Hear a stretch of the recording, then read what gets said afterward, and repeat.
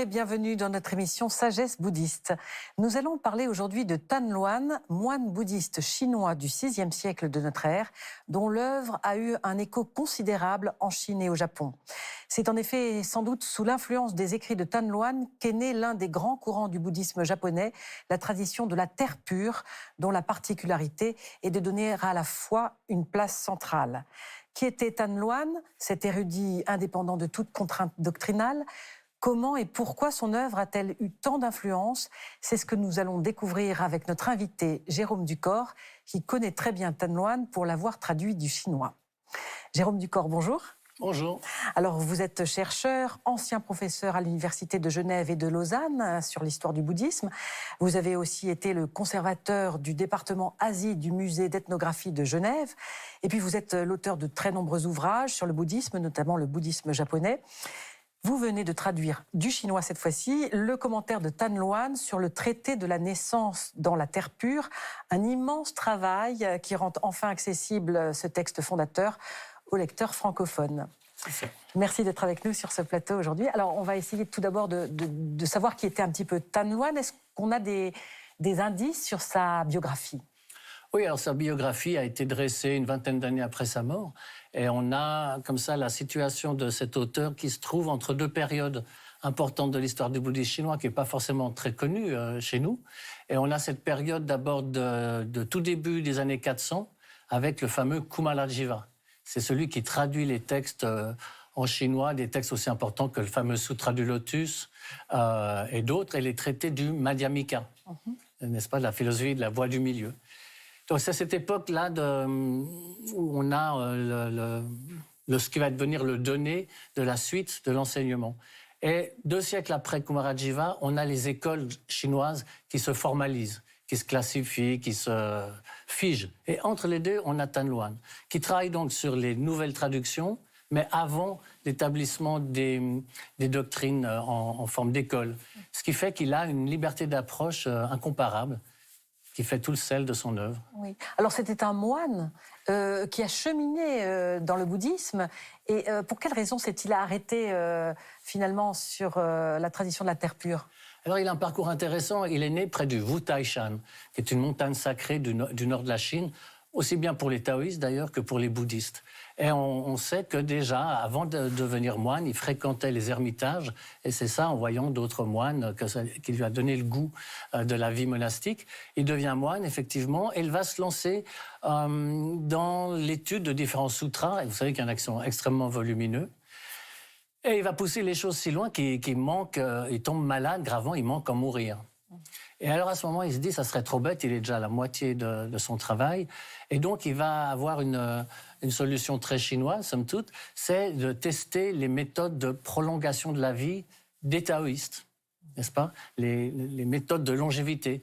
Alors lui qui vivait dans le nord de la Chine, près de Wu Taishan, il traverse dans la Chine du Sud pour aller trouver le grand maître du taoïsme, un certain Dao Hongjing, et il va ensuite remonter dans le nord pour donc mettre en pratique les méthodes du taoïsme, pas pour sa délivrance en tant que telle, mais pour avoir une vie assez longue, pour terminer son commentaire bouddhique. Vous voyez, c'est déjà assez étonnant. Et d'ailleurs, il semblerait que pour les Chinois, il a fini par passer plus pour un maître taoïste, notamment dans la médecine taoïste, que pour un maître bouddhiste. Et c'est comme ça qu'après sa mort, son œuvre disparaîtra assez rapidement. Et lorsqu'il remonte au nord, il tombe sur un autre grand traducteur qui est Bodhiruchi, qui venait de traduire un certain nombre de livres, de sutras, et notamment celui qui est ici, le Sutra des contemplations de vie infinie, qui est un des noms du Bouddha de l'Ouest, Amitabha. Et il va se convertir à cette méthode-là. Et en fait, il est déjà à 50 ans à ce moment-là, et il meurt à 62. Donc la plus grande partie de sa vie a été une recherche dans les commentaires, avec les méthodes taoïstes pour vivre le plus longtemps possible. Et c'est seulement sur la fin de sa vie qu'il découvre le bouddhisme de la terre pure, qu'il va donc approfondir et présenter comme la voie de la facilité, en quelque sorte. J'aime bien dire une voie simple, mais pas simplette. Est-ce que vous pouvez justement, Jérôme Ducor, nous expliquer un petit peu ce que c'est que cette tradition de la terre pure? Oui, alors c'est un peu déroutant. D'abord, je précise tout de suite que ce n'est pas une méthode écologique, en fait, de terre pure. La terre pure, c'est le chant de Bouddha. Le chant d'un Bouddha, on part du principe, et ça vaut dans toute tradition du bouddhisme, que l'éveil du Bouddha rayonne autour de lui, comme un champ magnétique. Donc on parle d'un chant de Bouddha, un Bouddha Kshetra pour utiliser un mot sanskrit, Bouddha Ketta pour parler d'un mot pali, ou bien même d'un royaume de Bouddha. Alors ça amène à une question fondamentale, et qui est le vrai clivage, je crois. C'est vraiment tardivement que je m'en suis rendu compte, c'est vraiment le vrai clivage entre le grand véhicule et le reste du bouddhisme.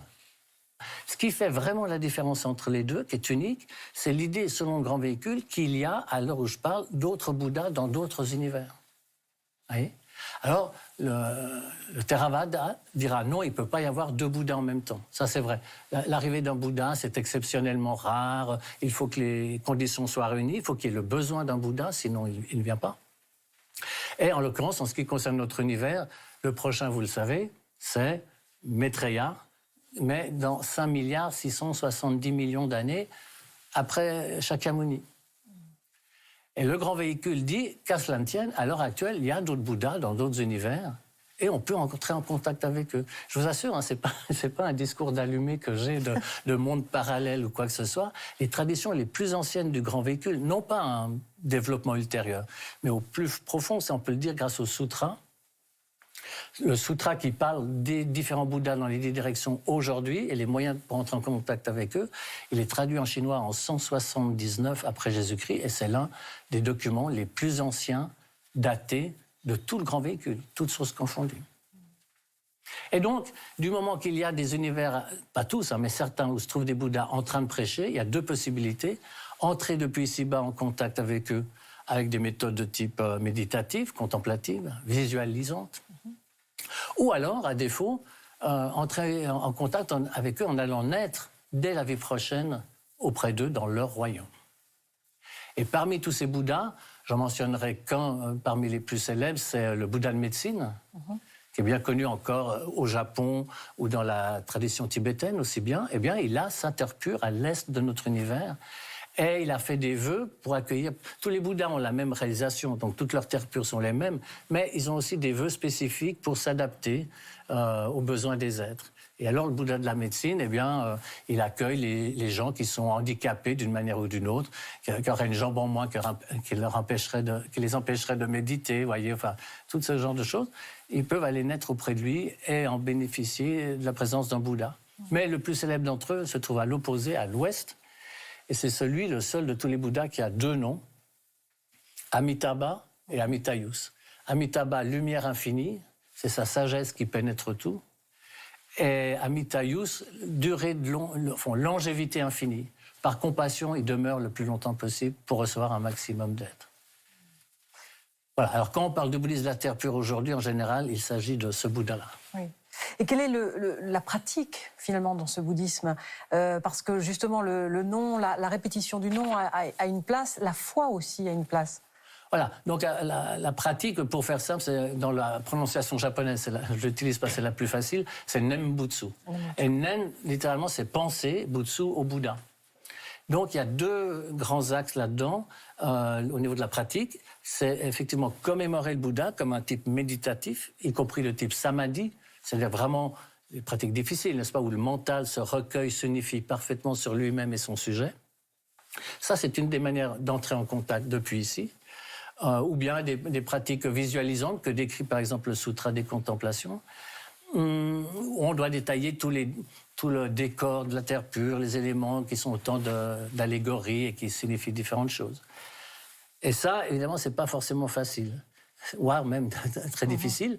Et puis l'autre méthode, c'est, comme vous le disiez, le Nembutsu en tant que prononciation du nom de ce Bouddha. Dans une formule, il y en a plusieurs, mais la principale est toujours dans le même sutra, en japonais Namo Amida Butsu, littéralement révérence au Bouddha Amida. Namo, c'est du sanskrit, n'est-ce pas? Namo, namas, comme namasté. Oui, on connaît bien le geste. Eh bien, dans ce cas-là, on considère que tous les mérites réunis par le Bouddha pour devenir Bouddha sont intégrés, condensés dans son nom. Ça, c'est quelque chose d'assez unique, assez asiatique en général, pas forcément que bouddhique. Et c'est l'idée, l'exemple est fréquent de dire, n'est-ce pas, la plupart des mots sont comme des doigts qui désignent la lune ou le soleil. Le doigt, il ne se brûle pas, ce n'est pas le doigt qui est le soleil, n'est-ce pas? Eh bien, il y a des mots, des noms, selon les bouddhistes, et Tan Loan en particulier, les noms des Bouddhas et des Bodhisattvas se confondent avec ce qu'ils désignent. Il n'y a pas quelque chose qui désigne et l'objet désigné, ça ne fait qu'un.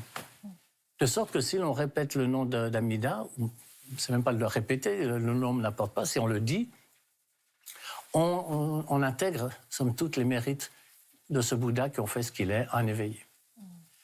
Et vous le disiez aussi, dans tous les cas, contemplation, visualisation ou récitation du nom, il y a une attitude spirituelle qui est la foi. Alors, ce n'est pas la foi du charbonnier, ce n'est pas un fidéisme non plus, comme on le présente parfois, c'est une foi lucide et surtout joyeuse. Il y a une définition de Vasubandhu, qui est un des grands maîtres du bouddhisme indien. Oui, dont vient le traité, hein, exactement. Tan Loan, en fait, commente un traité de Vasubandhu qui définit la foi de la manière suivante, je sais de mémoire, au fond, c'est prendre connaissance de quelque chose qu'on ne connaît pas et s'en réjouir. Ça, c'est une définition de la foi qui pourrait s'appliquer dans d'autres domaines que le bouddhisme, n'est-ce pas? Mais qui est la même définition qu'on pourrait appliquer pour les 3 joyaux. Je prends refuge dans le Bouddha, dans le Dharma, dans le Sangha. Bon, je les connais jusqu'à un certain point, mais pas tant que ça. Le Dharma, qu'est-ce que j'en connais? Eh bien, j'en prends connaissance et je m'en réjouis. Voilà. Alors, pour revenir à Tan Loan, et assez rapidement, puisqu'on touche presque à la fin de l'émission, quelle a été sa postérité? Parce que c'est à partir du commentaire, justement, sur le traité de la naissance de la Terre pure, qu'il a fait école. Alors, il a fait école, mais elle va disparaître, curieusement, son école en Chine assez rapidement, notamment parce qu'il y a 3 siècles après lui, il y aura la grande persécution de 845. Et finalement, c'est au Japon qu'il sera redécouvert, particulièrement par le moine qui s'appelle Shinran. Mais il a, n'est-ce pas, été marquant dans le sens qu'il y a d'autres traditions de la terre pure en Chine, par exemple, qui disent la terre pure, c'est dans mon propre cœur. Si mon cœur est pur, c'est lui la terre pure. Ça va être utilisé dans le Chan, dans le Zen. Donc il y a vraiment plusieurs traditions, et je ne vous parle pas de la Corée, du Vietnam, et ça, où il y a aussi, bien sûr, des traditions spécifiques de la terre pure. Et la sienne, Tan Loan et les maîtres qui s'en réclament, c'est vraiment le Nembutsu comme prononciation du nom, et non pas une méthode difficile de méditation. Et on considère ce commentaire comme un texte fondateur? Fondateur.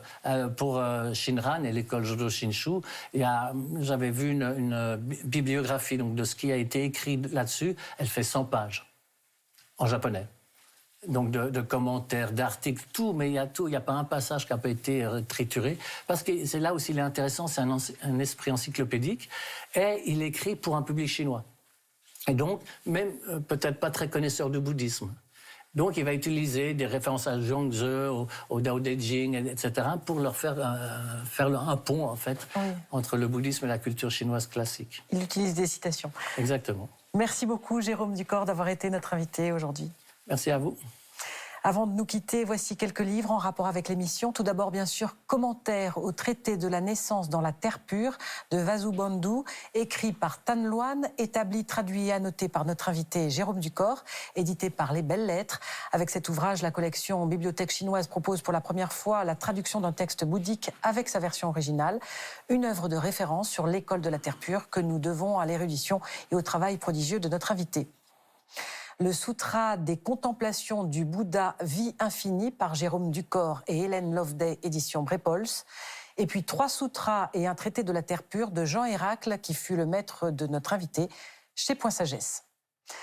Voilà, cette émission touche à sa fin. Vous pouvez la revoir durant 1 mois sur le replay de France TV. Merci à tous de nous avoir suivis. Excellent dimanche et à la semaine prochaine.